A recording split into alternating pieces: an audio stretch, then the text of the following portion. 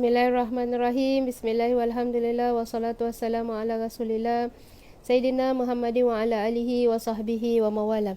Rabbi shrah li sadri wa yassir li amri wa hlul 'uqdatam min lisani yafqahu qawli. Allahumma aftah alaina hikmataka wa anshur alaina min khazaini bi rahmatika ya arhamar rahimin. Assalamualaikum warahmatullahi taala wabarakatuh. Apa khabar sedang jemaah Masjid Kampung Segelap? Saya daripada pihak masjid sangat-sangat mengucapkan ribuan terima kasih atas segala bantuan dan sokongan yang diberikan kepada pihak masjid. Alhamdulillah, aktiviti dalam masa-masa ini masih lagi dapat kita menjalankannya dengan baik. Alhamdulillah. Adapun pada hari ini kita masih lagi membicarakan kitab hadis Riyadhus Salihin dalam jilid yang kedua.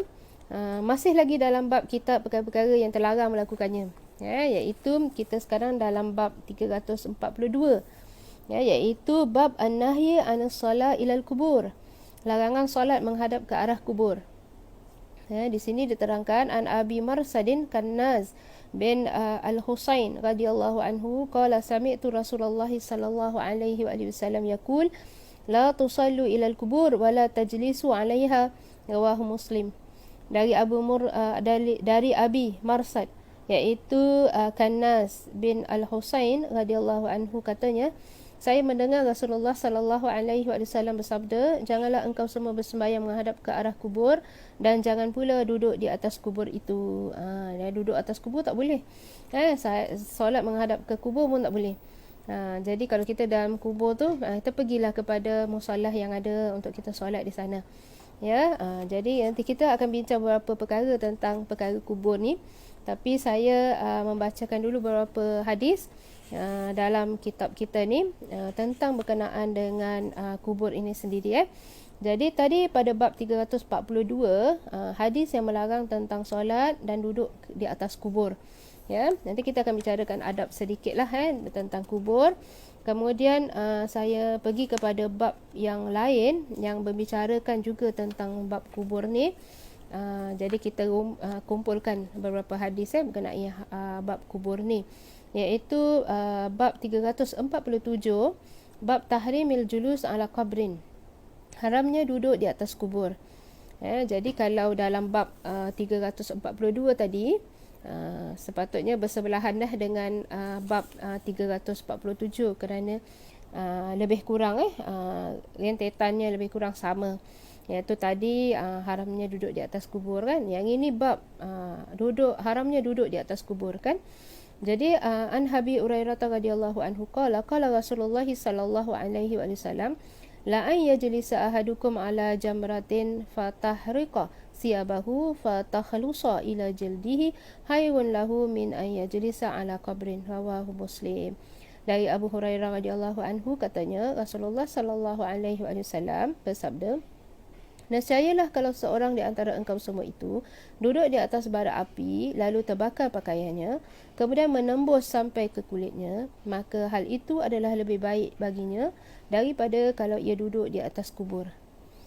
Jadi Nabi bilang dalam hadis ni kita tengok betapa perumpamaan yang diberikan kepada orang-orang yang misalnya duduk di atas bara api, terbakar pakaian, menembus sampai ke kulit, itu lebih baik daripada duduk di atas kubur. Bermakna kalau balasan orang-orang yang buat demikian adalah lebih berat daripada orang yang terbakar pakaiannya sampai tembus ke kulit dia kebakaran tadi. Nak menunjukkan bahawa haramnya lah ataupun larangan daripada duduk di atas kubur. Apa yang akan terjadi kalau orang-orang ni bergurau senda atas kubur ni. Kemarin ada yang mengambil gambar, photoshoot di atas kubur, di bersebelahan kubur semua. Jadi kita tidak sepatutnya lah melakukan perkara-perkara demikian. Kerana itu mesti menghormati tempat tersebut. Di mana pun kita pergi, kita still kena menghormati tempat, adat, budaya, agama. Kita tidak boleh sembrono saja dalam melakukan perkara-perkara. Lagi-lagi kalau ada dalil yang menunjukkan keharamannya. Begitu juga sembahyang. Dekat situ kubur, kita sembahyang di situ, solat di situ. Diharamkan untuk dilarang untuk kita melakukan solat dan juga duduk di atas kuburan.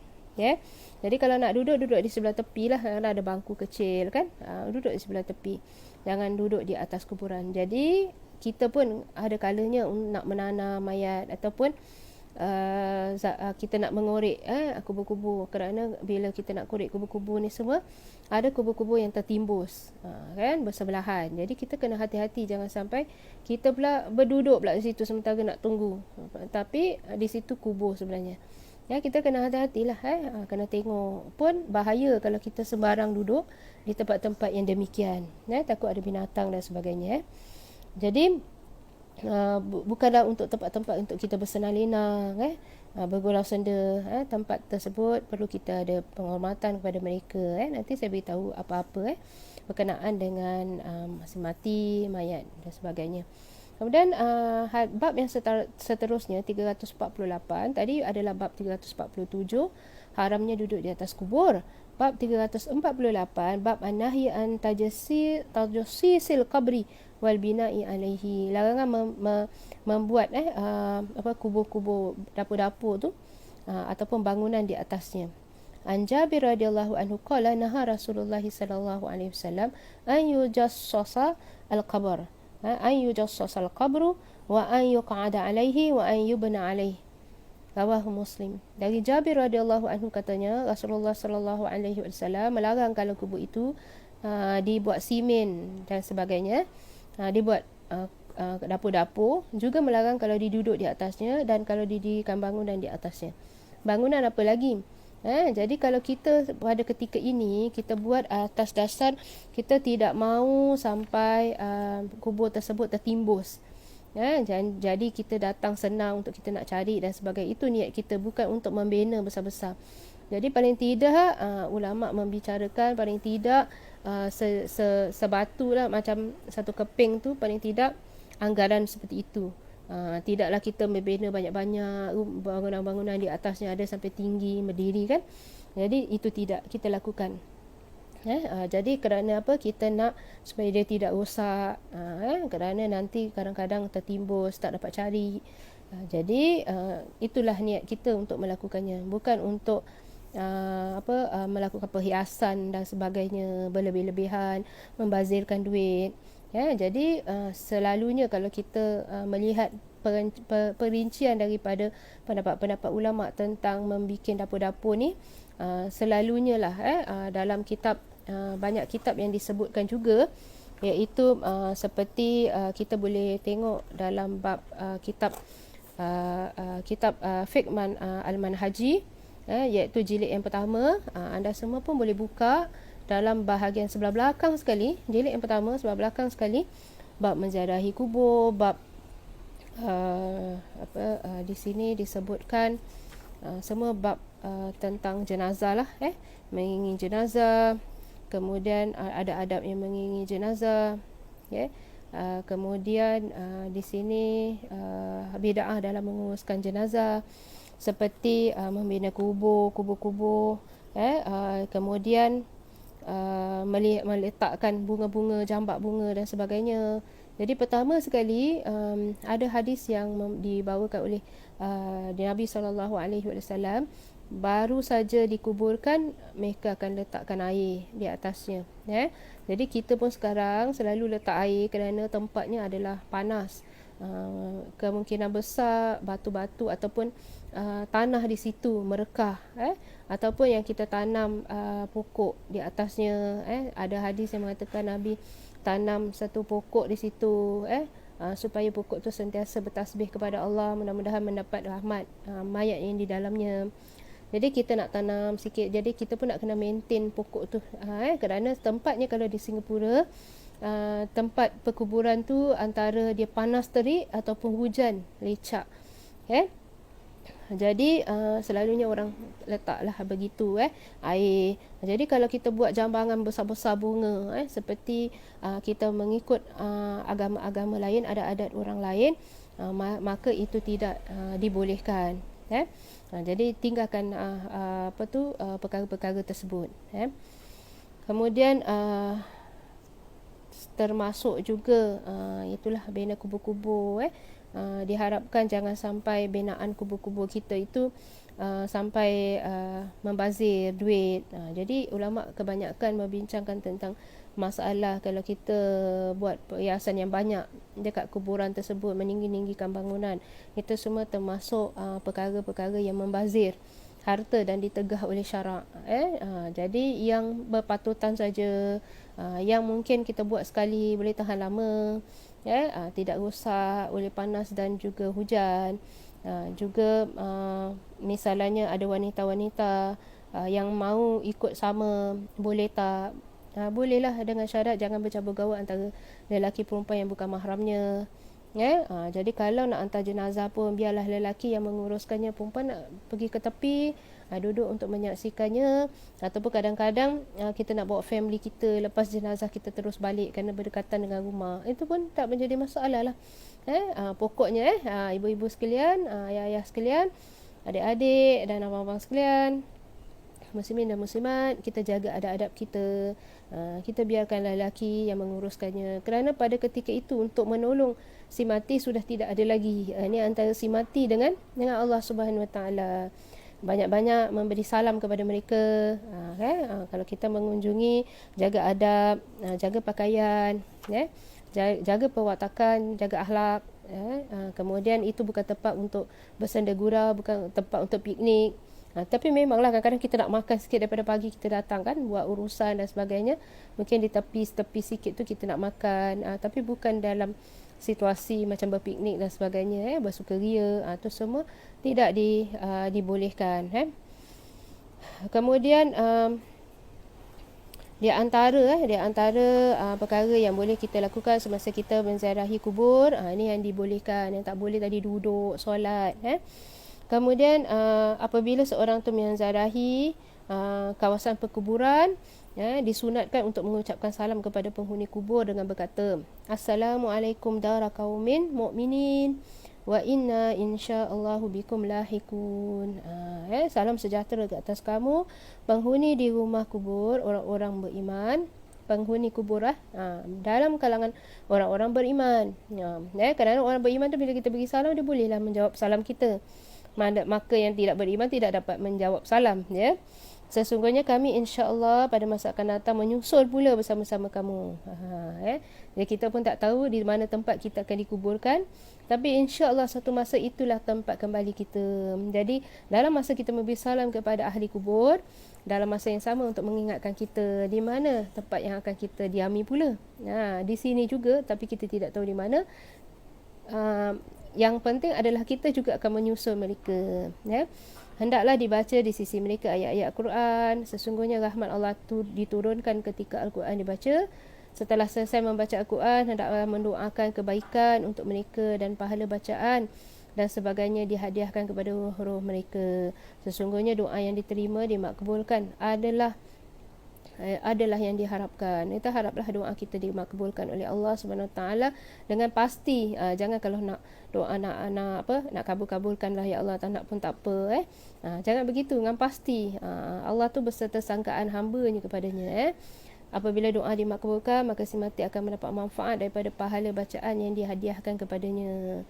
Itulah cara-cara yang boleh kita lakukan. Adapun misalnya dalam masalah memberi salam, dalam perkara bukan masalah, dalam perkara memberi salam, iaitu diriwayatkan dalam kitab, saya ambil dalam kitab Ziarah ke Alam Barzakh, Ada diterangkan tentang bab ziarah kubur, iaitu diterangkan Ibn Abi Dunya dalam Al-Kubur menuturkan riwayat daripada Aisyah radhiyallahu anha bahawa Rasulullah sallallahu alaihi wasallam bersabda, tidaklah seseorang ziarah ke kubur saudaranya dan duduk di sisinya, melainkan saudara yang telah meninggal itu akan menyambut dan menjawab salamnya hingga dia berdiri.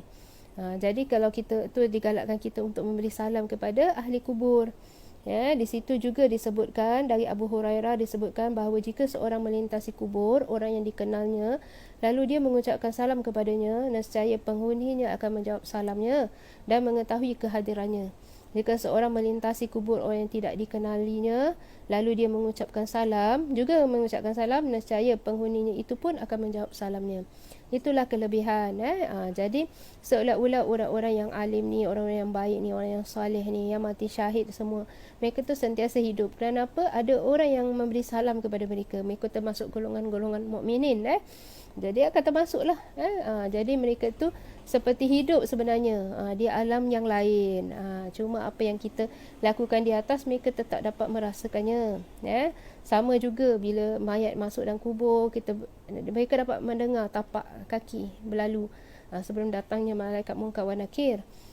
Begitulah sampaikan satu masa Sayyidatina Aisyah mengatakan bahawa satu masa tu apabila Abu Bakar Sayyidina Abu Bakar dikuburkan bersama Rasulullah, dia pernah datang menziarahi kubur dan dia mengatakan ini kubur ayahku, ini kubur suamiku. Kemudian dia membukalah kerudung dia kan. Jadi dalam keadaan mungkin tidak sepenuhnya menutup aurat. Kemudian apabila Saidina Umar dikuburkan di situ, dia tidak membuka auratnya. Dia tetap pakai kerana apa? Malu dengan Saidina Umar. Bermakna mereka tu menganggap mereka-mereka yang mati dalam keadaan baik, syahid, soleh, tetap hidup di situ. Kerana kita apabila kita memberi salam kepada mereka, mereka menjawab salam kita semula. Begitulah saudara dan saudari sekalian, bagaimana kita menjaga adab-adab semasa kita menziarahi kubur. Sudah tentu apabila kita menziarahi kubur Nabi yang ada Abu Bakar di sebelahnya dan juga Umar, kita sepatutnya lah lagi menjaga adab-adab kita dengan tidak mengeluarkan suara kuat dan berlebih-lebihan. Jadi itulah adab-adab yang boleh saya kongsikan di sini, iaitu di antaranya kita mestilah menjaga adab batal larang dan juga memberi salam, terutama sekali bila kita masuk ke kuburan, kita memberi salam kepada mereka-mereka yang ada di situ. Sebagaimana yang tadi saya sebutkan dalam kitab, boleh kita rujuk dalam kitab Fiqh Al-Manhaji jilid yang pertama sebelah belakang sekali, iaitu pada muka surat 345. Anda boleh rujuk nanti dan banyak jugalah buku-buku yang menerangkan tentang bagaimana cara kita memberi salam. Lepas itu saya sebutkan lagi, Assalamualaikum dara qaumin mu'minin wa inna insyaallahu bikum lahikun. Salam sejahtera ke atasmu penghuni rumah iaitu kubur orang-orang beriman. Sesungguhnya kami insya-Allah pada masa akan datang menyusul pula bersama-sama kamu. Itu kita disuruh untuk memberi salam kepada mereka, orang-orang Islam apabila kita menziarahi kubur mereka. Dan juga tadi yang kita bicarakan, ada beberapa perkara yang diharamkan, iaitu diharamkan untuk duduk di atas kubur, solat yang kita berkiblatkan di depan kita kubur, cari satu tempat yang lebih baik. Kemudian ada kalanya memberi banyak impact lah bila kita sembahyang pun berhadapan dengan kubur. Kadang ada sensitivity dan sebagainya. Akhirnya nanti berlakunya kesedihan dan yang berpanjangan. Macam mana hendak melaksanakan perintah solat. Kemudian kita dilarang untuk membuat kuburan binaan tinggi-tinggi. Sekadar cukup supaya dia tu tidak hilang, tidak tenggelam, tidak rosak kuburan tu, supaya kita sedang untuk menziarahinya, maka dibolehkanlah dan tidak dalam keadaan membazir. Wallahu a'lam bisawab. Saya rasa sampai sini perkongsian kita. Insya-Allah kita akan sambung pada masa yang akan datang insya-Allah. Astaghfirullahalazim, astaghfirullahalazim, astaghfirullahalazim. Subhanakallahumma wa bihamdika asyhadu an la ilaha illa anta astaghfiruka wa atubu ilaik. Bismillahirrahmanirrahim. Wal 'asri innal insana lafi khusr illa alladziina amanu wa 'amilus salihati wa tawassaw bil haqqi wa tawassaw bis sabr. Wa sallallahu ala sayyidina Muhammad wa ala alihi wa sahbihi wa sallam. Walhamdulillahirabbil alamin. Wabillahi taufiq wal hidayah. Wassalamualaikum warahmatullahi taala wabarakatuh.